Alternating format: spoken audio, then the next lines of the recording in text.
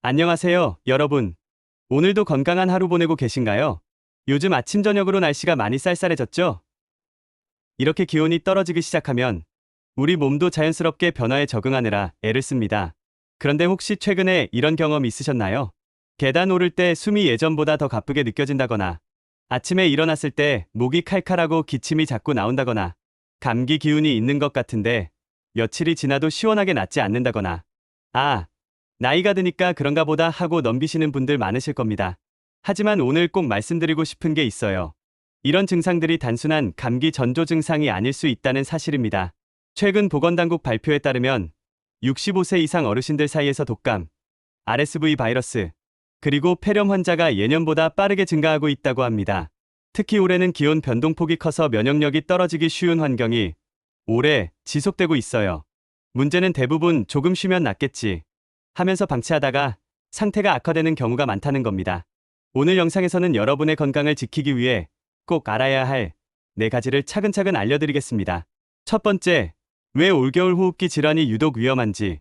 두 번째, 지금 당장 집에서 할 수 있는 실용적인 예방법. 세 번째, 병원에 가야 하는 정확한 신호들. 네 번째, 매일 3분이면 되는 간단한 건강 루틴. 어렵지 않습니다. 오늘 영상 끝까지 보시고 하나씩 실천해 보세요. 여러분의 소중한 건강 함께 지켜나가요. 자, 그럼 먼저 이야기해 볼게요. 왜 올해 유독 호흡기 질환이 위험하다는 걸까요? 기온 변동폭의 증가. 올해 가을부터 지금까지 날씨를 돌이켜보시면 낮에는 따뜻했다가 저녁만 되면 갑자기 추워지는 날들이 많았죠? 이렇게 일교차가 큰 날씨가 계속되면 우리 몸은 계속해서 체온을 조절하느라 에너지를 많이 소모하게 됩니다. 특히 나이가 들수록 우리 몸의 체온 조절 능력이 약해지기 때문에 이런 환경 변화에 더 민감하게 반응하게 되죠. 그 결과 면역력이 떨어지는 기간이 길어지고 바이러스가 침투할 틈이 생기는 겁니다. 시니어 연령대의 생리적 변화. 그런데 여기서 더 중요한 건 연령에 따른 우리 몸의 자연스러운 변화입니다. 첫째, 호흡기 점막이 건조해집니다. 우리 코와 목 안쪽에는 점액층이 있어서 바이러스나 먼지를 걸러주는 역할을 하는데요. 나이가 들면 이 점막이 얇아지고 건조해져서 방어 기능이 약해집니다. 마치 집에 방충망에 구멍이 생긴 것과 비슷하죠. 둘째, 기침 반사가 약해집니다. 젊을 때는 작은 이물질만 들어와도 바로 기침이 나와서 배출되지만 나이가 들면 이 반사 작용이 둔해집니다. 그래서 바이러스나 가래가 기도에 오래 머물면서 염증을 일으킬 가능성이 높아지는 거예요. 셋째, 폐 기능 자체가 감소합니다. 폐활량이 줄어들고 폐포산소를 교환하는 작은 주머니의 탄력성도 떨어집니다.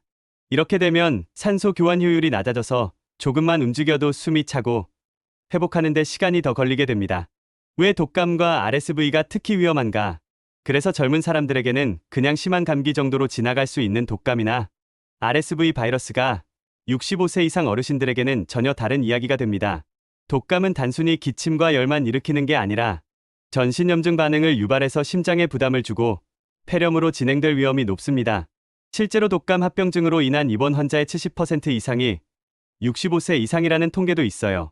RSV 바이러스는 원래 영유아에게 흔한 바이러스로 알려져 있었는데 최근에는 노년층에서도 심각한 문제를 일으킨다는 연구 결과들이 나오고 있습니다.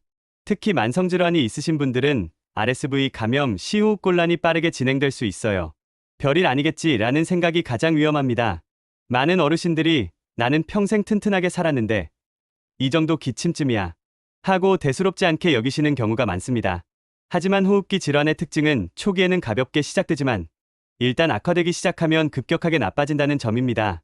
특히 폐렴은 2448시간 사이에 상태가 급변할 수 있어서 어제까지만 해도 괜찮았는데 하는 사이에 응급실에 가야 하는 상황이 올 수도 있습니다. 그래서 오늘 제가 알려드리는 예방법과 경고 신호들을 꼭 기억하시고 작은 신호도 놓치지 마셨으면 좋겠습니다. 자, 그럼 이제 실전입니다. 병원 가기 전에, 약 먹기 전에 우리가 집에서 할 수 있는 것들부터 시작해 봅시다. 전혀 어렵지 않습니다. 돈도 많이 들지 않아요. 딱 3가지만 기억하시면 됩니다. 첫 번째는 습도 관리입니다. 겨울철에 난방을 하면 실내 공기가 굉장히 건조해지죠? 보통 습도가 2030%까지 떨어지는데 이렇게 건조한 환경은 바이러스에게는 천국이고 우리 호흡기에게는 지옥입니다. 왜냐하면 바이러스는 건조한 공기에서 더 오래 살아남고 반대로 우리 점막은 건조해져서 방어력이 떨어지기 때문이에요. 실천 방법. 가습기가 있다면 켜두시되 매일 물을 갈아주셔야 합니다. 오래된 물은 오히려 세균 번식의 온상이 될 수 있어요. 가습기가 없다면 걱정 마세요. 빨래를 실내에 널어두는 것만으로도 충분히 습도를 높일 수 있습니다. 밤에 주무실 때 물 한 컵을 머리맡에 두는 것도 좋은 방법입니다. 물이 증발하면서 주변 공기를 촉촉하게 만들어주거든요. 화분을 키우시는 것도 도움이 됩니다. 식물은 자연 가습기 역할을 해줘요. 습도계가 있으면 가장 좋지만 없어도 괜찮습니다. 아침에 일어났을 때 목이 칼칼하지 않고 피부가 당기지 않으면 적절한 습도라고 보시면 돼요. 두 번째는 호흡 연습입니다. 숨 쉬는 게 무슨 연습이 필요해? 하실 수 있는데요. 우리가 평소에 하는 얕은 호흡과 의식적으로 깊게 하는 호흡은 폐에 미치는 영향이 완전히 다릅니다. 왜 중요한가요? 깊은 호흡을 하면 폐의 아래쪽, 즉 폐포가 많이 모여있는 부분까지 공기가 도달합니다. 이렇게 되면 폐 전체가 활성화되고 호흡 근육도 함께 움직이면서 혈액순환이 좋아집니다. 또한 따뜻하고 천천히 들이마신 공기는 기도를 부드럽게 데워주면서 점막의 기능을 회복시켜줍니다. 실천 방법. 아침에 일어나자마자 그리고 저녁에 잠들기 전에 각각 30초씩만 시간을 내세요. 편안하게 앉거나 서서 눈을 감고 코로 천천히 숨을 들이마십니다. 4초 동안 들이마시고 4초 동안 참았다가 6초 동안 천천히 내쉬세요. 숨을 들이마실 때 배가 부풀어 오르는 느낌에 집중하세요. 가슴이 아니라 배로 숨을 쉬는 겁니다. 창문을 살짝 열어서 신선한 공기를 마시면 더 좋습니다. 다만 너무 추운 공기는 오히려 자극이 될 수 있으니 적당히 조절하세요. 이렇게 하루 2번 30초씩만 투자하면 폐 기능이 눈에 띄게 좋아지는 걸 느끼실 수 있습니다. 세 번째는 귀가 후 위생관리입니다. 우리 대부분은 외출 후 손을 씻는 건 잘 실천하고 계실 텐데요. 사실 바이러스가 가장 먼저 침투하는 곳은 손이 아니라 코와 입입니다. 왜 효과적인가요? 외출했다가 돌아오면 우리 코와 목에는 보이지 않는 바이러스와 먼지가 잔뜩 붙어 있습니다. 이걸 그냥 두면 서서히 몸 안으로 들어가서 감염을 일으키죠. 하지만 돌아오자마자 씻어내면 바이러스가 증식하기 전에 제거할 수 있습니다. 양치질보다 코 세척과 입행굼이 훨씬 더 효과적이에요. 실천 방법. 집에 들어오면 가장 먼저 손을 씻고 바로 화장실로 가세요. 코 세척, 미지근한 물에 소금을 약간 녹여서 짜지 않을 정도. 손바닥에 받아 코로 살짝 들이마셨다가 바로 내뱉습니다. 억지로 깊숙이 넣으려고 하지 마시고 코 입구만 헹군다는 느낌으로 가볍게 하세요. 입행굼 물이나 미지근한 소금물로 30초 정도 각을 하세요. 목 안쪽까지 헹구는 게 중요합니다. 소리를 내면서 하면 목 깊숙이까지 물이 닿습니다. 코 세척이 불편하시면 시판되는 식염수 스프레이를 사용하셔도 됩니다. 이 세 가지, 습도 관리, 호흡 연습, 귀가 후 세척. 정말 간단하죠? 하지만 매일 꾸준히 하면 감기나 독감을 예방하는 데 큰 효과가 있습니다. 자, 그런데 아무리 예방을 열심히 해도 완벽할 수는 없습니다. 중요한 건 언제 병원에 가야 하는지를 정확히 아는 거예요. 많은 분들이 괜찮아지겠지 하면서 버티시다가 정작 심각해졌을 때 가시는 경우가 많은데요. 호흡기 질환은 타이밍이 정말 중요합니다. 지금부터 말씀드리는 5가지 신호 중 하나라도 해당된다면 절대 미루지 마시고 병원에 가셔야 합니다.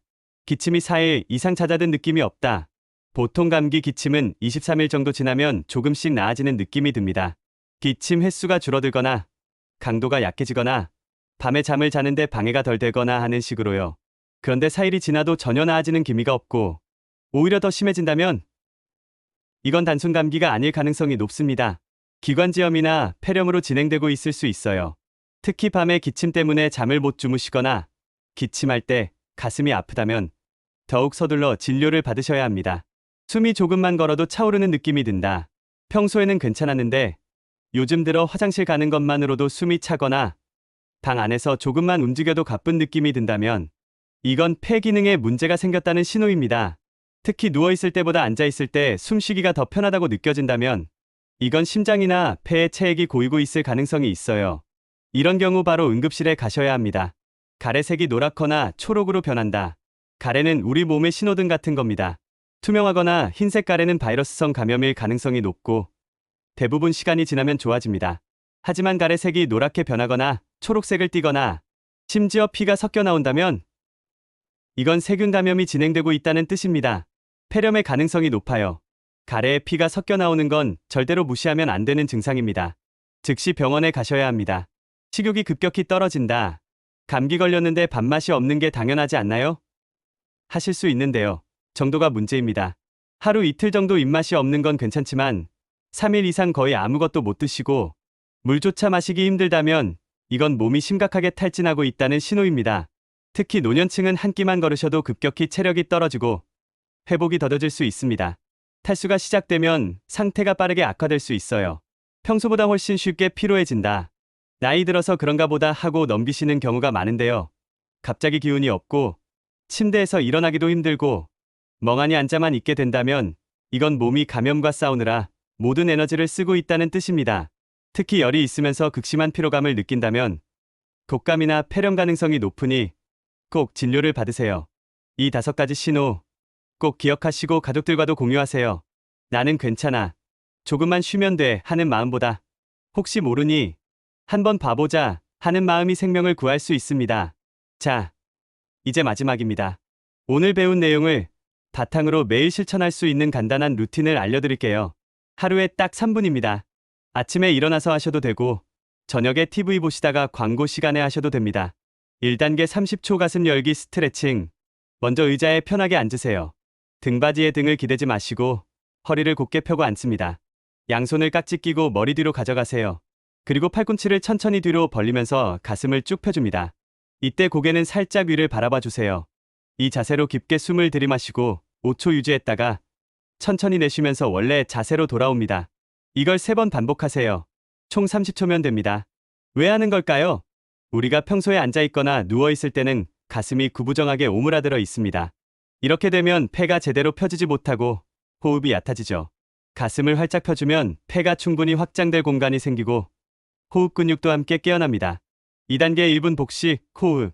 이제 두 손을 배 위에 올려놓으세요. 코로 천천히 숨을 들이마시는데 가슴이 아니라 배가 부풀어 오르는 느낌으로 마십니다. 손으로 배가 올라오는 걸 느끼면서 하시면 돼요. 4초 동안 들이마시고 2초 참았다가 6초에 걸쳐 천천히 입으로 내쉽니다. 이때 배가 쏙 들어가야 합니다. 이 호흡을 5회 반복하세요. 천천히 하면 1분 정도 걸립니다. 왜 하는 걸까요? 복식 호흡은 폐의 아래쪽까지 공기를 보내주는 호흡법입니다. 우리가 평소에 하는 가슴 호흡은 폐의 위쪽 30%만 사용하지만 복식 호흡을 하면 폐의 7080%를 활용할 수 있어요. 이렇게 하면 산소 공급이 원활해지고 불안감도 줄어들며 면역력도 높아집니다. 3단계 1분 기침, 근육 깨우기, 허프 호흡. 마지막 단계입니다. 입을 동그랗게 모아서 마치 촛불을 끄듯이 후 하고 짧게 3번 내쉬세요. 이때 배에 힘을 주면서 내뱉는 게 포인트입니다. 3번 하고 나서 잠깐 쉬었다가 다시 3번. 이렇게 총 5세트 하시면 1분 정도 걸립니다. 왜 하는 걸까요? 이 호흡법을 허프 퍼프 커이라고 하는데요. 호흡기 재활치료에서 실제로 사용하는 기법입니다. 기도에 쌓인 가래나 분비물을 부드럽게 움직여서 배출을 돕고 기침 근육을 자극해서 반사작용을 활성화시켜줍니다. 특히 기침이 약하신 분들이나 가래가 잘 안 나오시는 분들에게 아주 효과적이에요. 이 3가지 동작 합쳐서 3분입니다. 매일 하시면 호흡기가 튼튼해지고 면역력도 높아지고 무엇보다 내 몸을 스스로 돌보고 있다는 자신감이 생깁니다. 자, 오늘 영상 어떠셨나요? 건강은 한번 잃으면 되돌리기 정말 어렵습니다. 하지만 다행히도 지금부터 하루 3분만 투자하면 이번 겨울을 훨씬 더 안전하고 건강하게 보낼 수 있습니다. 오늘 배운 내용 다시 한번 정리할게요. 올겨울 호흡기 질환이 위험한 이유는 기온 변동과 면역력 저하 때문입니다.